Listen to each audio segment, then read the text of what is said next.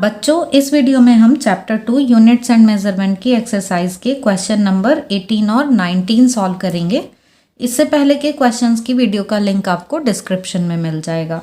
तो question number 18 में हमको एक कॉमन ऑब्जर्वेशन को एक्सप्लेन करना है कि जब हम ट्रेन से जा रहे होते हैं, फास्ट मूविंग ट्रेन है, और उसकी विंडो से हम बाहर देखते हैं तो जो नियर बाय ऑब्जेक्ट्स हैं जैसे कि ट्रीज, हाउसेज, ये हमको बहुत तेज़ी से ट्रेन की अपोजिट डायरेक्शन में जाते हुए लगते हैं। लेकिन जो डिस्टेंट ऑब्जेक्ट्स हैं, ज़्यादा डिस्टेंस पर हैं, जैसे कि माउंटेन्स हैं, मून, स्टार्स, ये सब जो हैं ये हमको ऐसे लगता है कि ये स्टेशनरी हैं, ये रुके हुए हैं। मीन्स ये हमको अपने साथ चलते हुए लगते हैं कि हम जैसे जा रहे हैं ट्रेन से तो उसी के साथ साथ ये भी हमारे साथ चल रहे हैं। तो हमको इसी ऑब्जर्वेशन को एक्सप्लेन करना है। बच्चों, इसके आंसर को एक्सप्लेन करने के लिए हमको ये लाइन ऑफ साइट ये पता होना चाहिए, क्योंकि इसी के बेसिस पर हम इसको समझेंगे। तो लाइन ऑफ साइट क्या है? ऑब्जर्वर मान लेते हैं हम कि कोई ऑब्जर्वर है, ये वो ऑब्जर्वर है और ये किसी ऑब्जेक्ट को देख रहा है, ये है ऑब्जेक्ट। तो इनको जो जॉइन करने वाली लाइन है, इस लाइन को ही हम बोलते हैं line of sight. Means line joining from observer to object is called line of sight. तो अब सपोज ये ट्रेन जा रही है, ठीक है, ये एक फास्ट मूविंग ट्रेन है। इस ट्रेन की विंडो से जो पास के ऑब्जेक्ट्स हैं उनको देख रहे हैं और जो दूर के ऑब्जेक्ट्स हैं उनको देख रहे हैं। तो सपोज हम ये ऐसे एक यहाँ पे ड्रॉ कर लेते हैं कि यहाँ पर ये ट्री है, ये हम नियर बाय ऑब्जेक्ट्स में मान लेते हैं, और यहाँ मान लेते हैं कि सपोज ये ऐसे माउंटेन्स हैं, ये यहाँ जो डिस्टेंट ऑब्जेक्ट्स हैं। तो अब यहाँ पर ये लाइन ऑफ साइट है ट्री के लिए और ये लाइन ऑफ साइट हो गई माउंटेन्स के लिए। अब ये ट्रेन मूव कर रही है तो ऑब्जर्वर थोड़ी देर बाद सपोज यहाँ पर पहुँच गया है। अब क्या होगा? ये लाइन ऑफ साइट की डायरेक्शन में कितना चेंज आएगा? ये एंगल, ठीक है, इतना चेंज आ गया लाइन ऑफ साइट में। और यहाँ इसके लिए जो डिस्टेंट ऑब्जेक्ट हैं उनके लिए कितना चेंज आया? तो उनके लिए हम देख रहे हैं कि ये चेंज बहुत ही कम है, ये बहुत छोटा चेंज आ रहा है। अगर हम इसको अल्फ़ा माने और इसको बीटा माने तो हम देख रहे हैं beta is very less than alpha. और भी अगर दूर होंगे ऑब्जेक्ट तो ये एंगल और भी कम वैल्यू का होगा और भी छोटा एंगल बनेगा। तो जैसे जैसे यहाँ से ये ऑब्जर्वर आगे बढ़ता जाता है वैसे वैसे क्या है कि ये लाइन ऑफ साइट की डायरेक्शन में चेंज होता चला जाता है ये। और ये चेंज बहुत रैपिडली हो रहा है, ये हम देख सकते हैं कि जो पास के ऑब्जेक्ट्स हैं उनके लिए लाइन ऑफ साइट में चेंज बहुत तेज़ी से हो रहा है, बहुत रैपिडली हो रहा है, लेकिन जो दूर के ऑब्जेक्ट्स हैं उनमें बहुत कम हो रहा है। और जितना ज़्यादा दूर होंगे ऑब्जेक्ट उतना ही ये चेंज कम होगा और ऐसे लगेगा कि ये रेस्ट में है या साथ चलते हुए लगेंगे। ठीक है, तो हम इसी बेसिस पे इसको एक्सप्लेन कर देते हैं। The direction of line of site changes very rapidly for near by objects like trees, houses etcetera. Therefore, they appear moving fast. However, line of sight does not change much for distant objects like hills, moons, stars, etc. Therefore, they appear stationary. तो आपको ये answer समझ में आ गया होगा। अब हम देखते हैं question number 19। Question number 19, the principle of parallax in section 2.3.1 is used to determine the distances of very distant stars. बच्चों, यहाँ पर हमको बहुत दूर के ऑब्जेक्ट्स जैसे स्टार्स हैं उनकी डिस्टेंस को मेज़र करने के लिए पैरालैक्स मेथड यूज़ करना बताया है चैप्टर में इन सेक्शन 2.3.1 कि कैसे हम इतनी दूर के जो ऑब्जेक्ट्स हैं जैसे स्टार्स हैं उनकी डिस्टेंस को मेज़र करते हैं by using parallax method. The baseline AB is the line joining the Earth's two locations 6 months apart in its orbit around the sun. इसको हम ड्रॉ कर लेते हैं। यहाँ हमें गिवन है कि AB क्या है? Baseline AB is the line joining the Earth's two locations 6 months apart. ये हमने मान लिया कि यहाँ पर ये तो है अर्थ और यहाँ पर है ये सन। सेंटर में हम ये मान लेते हैं कि ये है सन, अर्थ इसको रिवॉल्व कर रही है। अब यहाँ है तो 6 मंथ बाद कहाँ पर होगी वो? 6 मंथ बाद यहाँ पर होगी। ठीक है, तो ये यहाँ पर आ गई, ये दूसरी पोजीशन आ गई, हमको गिवन है ए बी, ये बेस लाइन हमको ए बी गिवन है और इसके वैल्यू यहाँ क्वेश्चन में हमको गिवन है। आगे पढ़ते हैं। That is the base line is about the diameter of Earth's orbit nearly equal to 3 into 10 to the power 11 metre. ये हमें गिवन है 3 into 10 to the power 11 metre A B की value. Even the nearest stars are so distant that with such a long base line they show parallax only of the order of 1 second of arc और सो।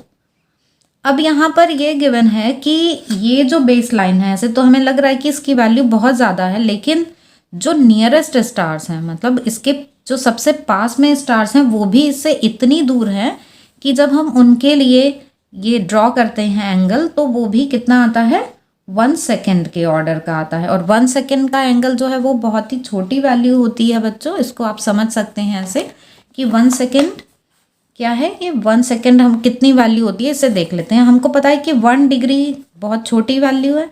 Suppose ऐसे हमने मान लिया कि ये value है 1 degree. अब 1 डिग्री में 60 मिनट्स होते हैं। 1 degree is equal to 60 minutes. तो 1 डिग्री में 60 मिनट्स मतलब हम इसको ऐसे 60 इक्वल पार्ट्स में डिवाइड कर सकते हैं। और जो इसका एक पार्ट होगा, जो एक छोटा सा पार्ट आएगा, कितना छोटा होगा आप इमेजिन कर सकते हैं कि 1 डिग्री का 1/60th पार्ट। तो वो जो पार्ट है उसको हम आगे फिर से डिवाइड करेंगे 60 पार्ट में। इस एक पार्ट को भी हम फिर से 60 पार्ट्स में डिवाइड करेंगे, तो जो 1/60th पार्ट आएगा वो होगा 1 सेकेंड। ठीक है, तो 1 सेकेंड इसको क्या लिख सकते हैं हम, इसके इक्वल हो गया। तो 1 सेकेंड 1 मिनट का 60th पार्ट हो गया, और 1 मिनट जो है वो 1 डिग्री का 1/60th पार्ट हो गया।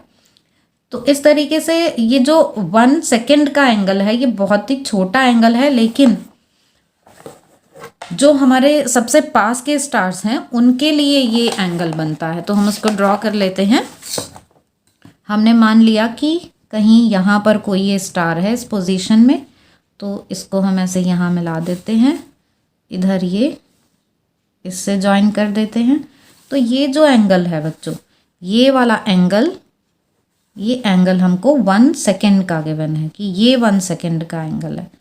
तो अब 1 सेकेंड का एंगल बनने के लिए ये डिस्टेंस बहुत ज़्यादा होनी चाहिए, बहुत दूर जाएंगे तभी तो, जितना ज़्यादा दूर जाएंगे उतना ही एंगल की वैल्यू छोटी होती जाएगी। तो बहुत ज़्यादा दूर जाने पर ही 1 सेकेंड का एंगल बनेगा। हम मान लेते हैं कि ये है D, और इसको हमने मान लिया, ये वाली जो वैल्यू है इसको हम मान लेते हैं कि ये है B। ठीक है, और इसको एंगल को हम लिख लेते हैं कि ये थीटा एंगल है, जो किसके इक्वल है, 1 सेकेंड के इक्वल है। तो अब ये डायग्राम आपको समझ में आ गया होगा। हम क्वेश्चन पूरा पढ़ लेते हैं। Parsec is a convenient unit of length on the astronomical scale.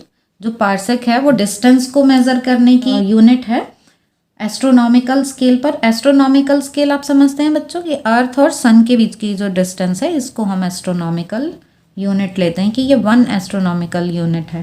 तो बच्चों ये जो 1 सेकेंड का एंगल है, ये जितनी डिस्टेंस पे जाकर बनेगा उस डिस्टेंस को ही हम बोलते हैं पार्सेक। मीन्स ये जो D है यही क्या है, इक्वल टू 1 पार्सेक। ठीक है, तो ये D हो गई 1 पार्सेक। अब हमको इसी की वैल्यू फाइंड करनी है मीटर में। इसको सॉल्व कर लेते हैं हम।